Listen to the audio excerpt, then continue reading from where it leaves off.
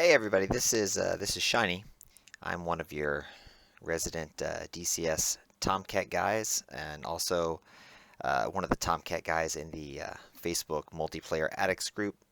I usually tend to post a lot of Tomcat pictures quite often. Anyway, made a little video today, or I'm making a video right now rather.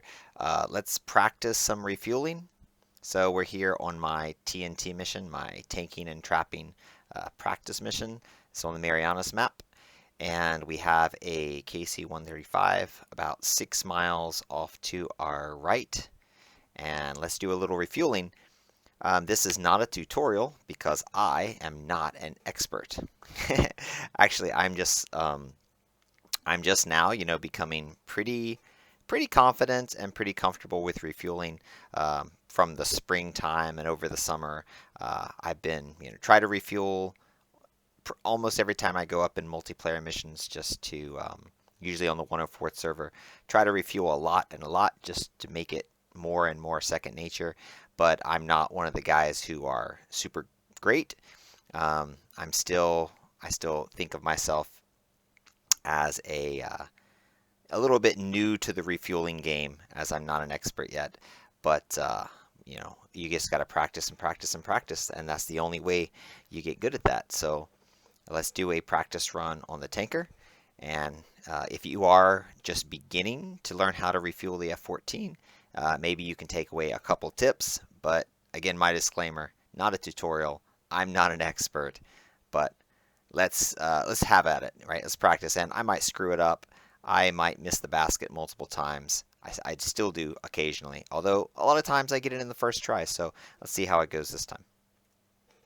So let's jump into our airplane here and get ready. We're going to unpause it.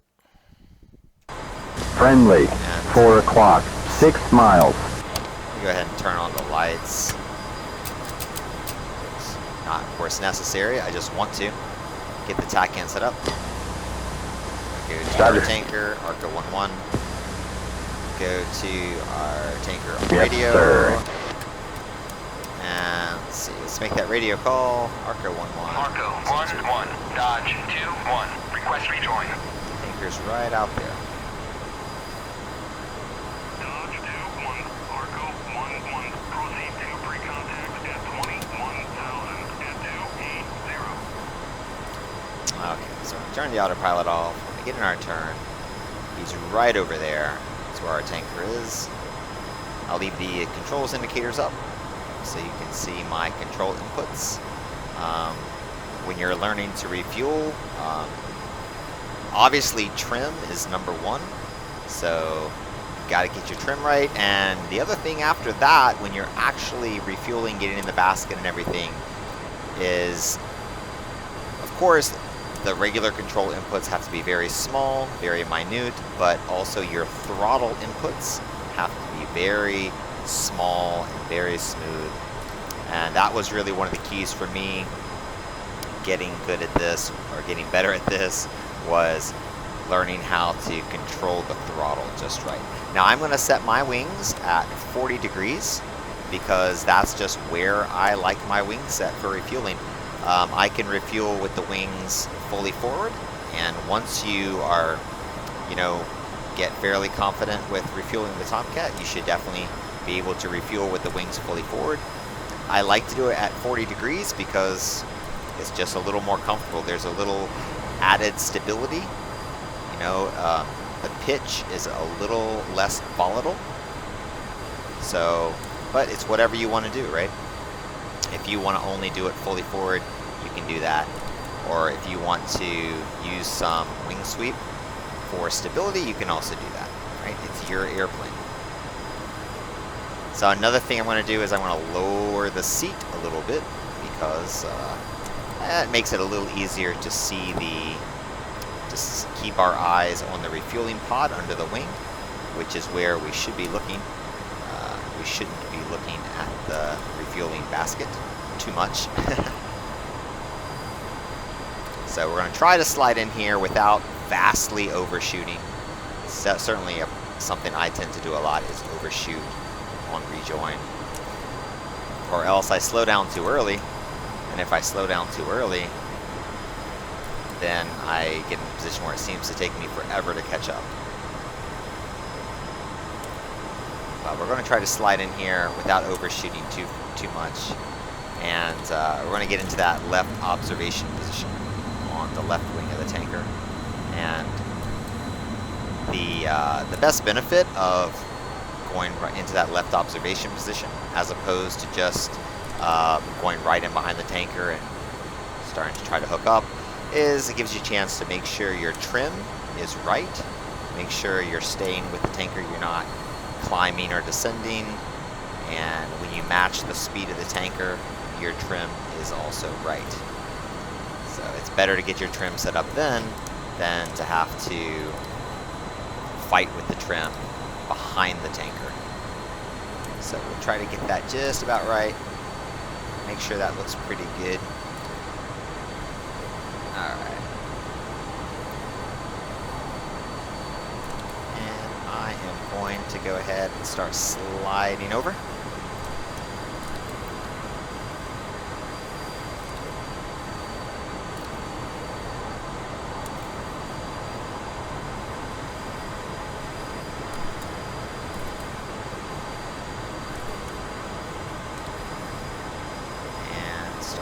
Forward.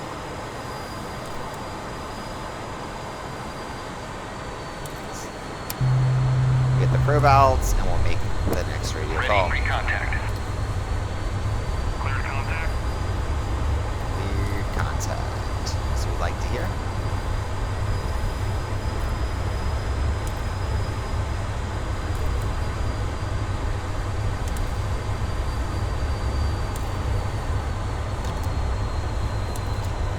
Slide over to the left.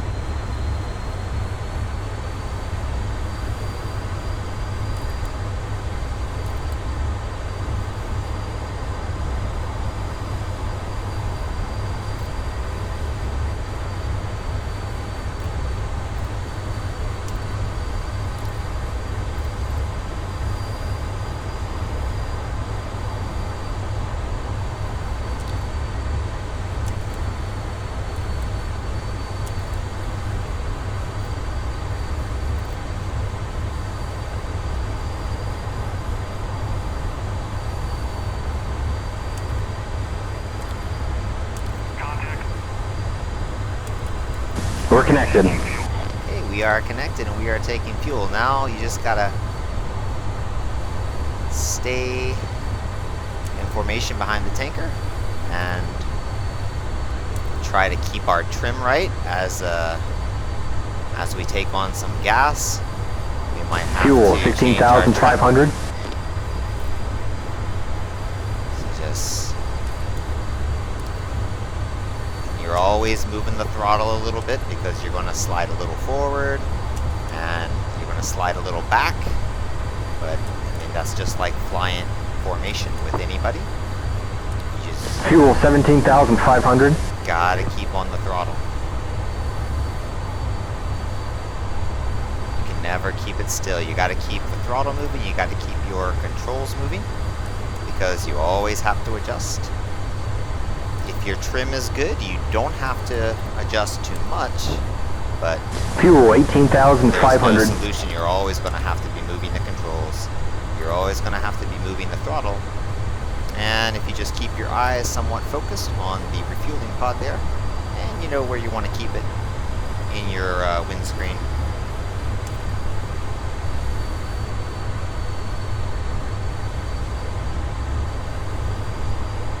Fuel, 19,500. 19.5, we're coming up on almost finished. Tomcat takes 20,000 pounds with the external tanks on. Transfer complete. Transfer is complete. It's beautiful. So we're gonna Great, we're good to turn go off the again. power, and we're gonna start sliding back. Just a bit to the left. I'm gonna take in the refueling pod. I'm gonna slide over. I'm gonna go ahead and put my wings back to auto. And when I do that, I'm also gonna trim down to compensate for the lift that's gonna come in from that. And I'm going to try to join up here on the right side of the tanker, on the right observation position.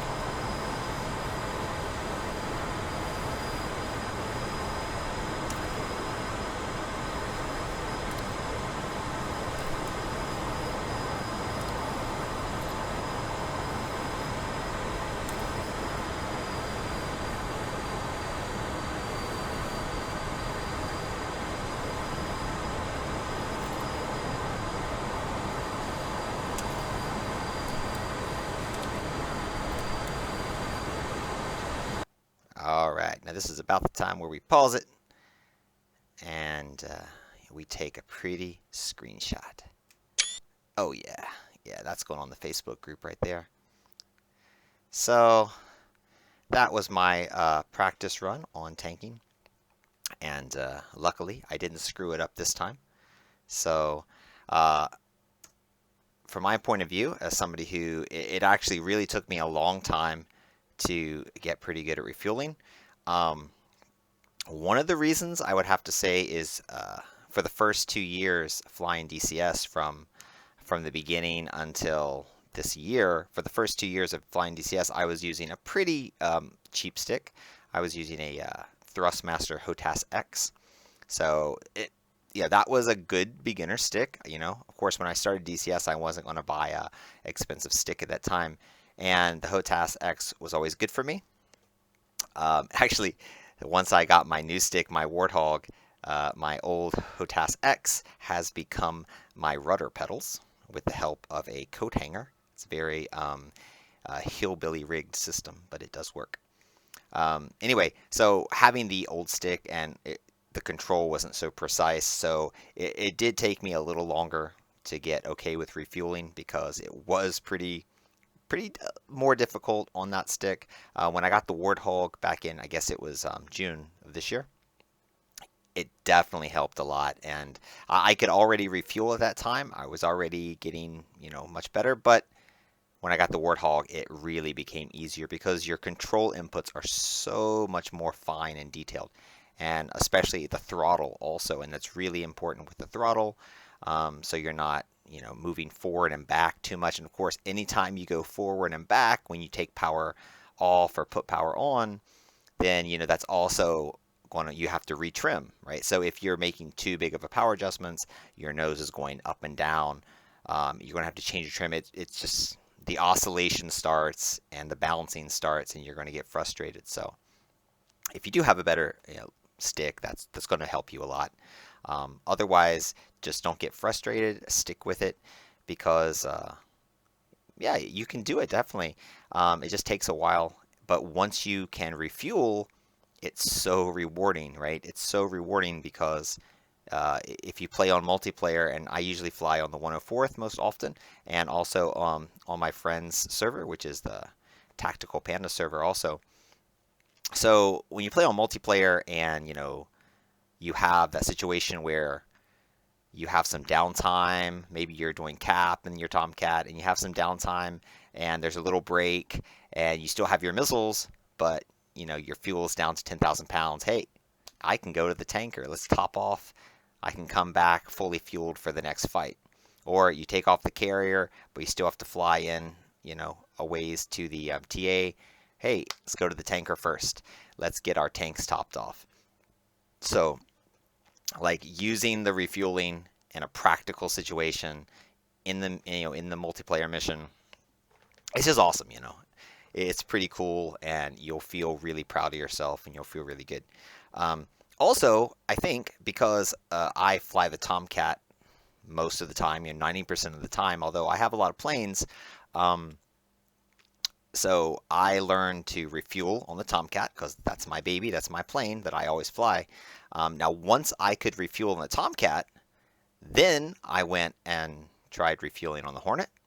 And yeah, I can, The Tomcat is more work to refuel. You have to trim right. You have to be in control. Once you can do it on the Tomcat, it's not hard to go over and refuel on the Hornet. And there a few weeks ago, I was flying in the Mirage, and I said, well, hell, let's try to refuel in the Mirage. I've never refueled the Mirage, and I did. So again, like that's easier, the Hornet, the Mirage, those are easier. So once you can refuel in the Tomcat, you can refuel on those planes. Now, that's not saying about the F-16 or the A-10. I've never refueled from the boom, so that looks hard to me. I have no experience with that, and I don't fly those planes often enough to really bother. But anyway, that's my little refueling session for today. So if you are trying to learn to refuel, keep at it, go practice, and that's all for me.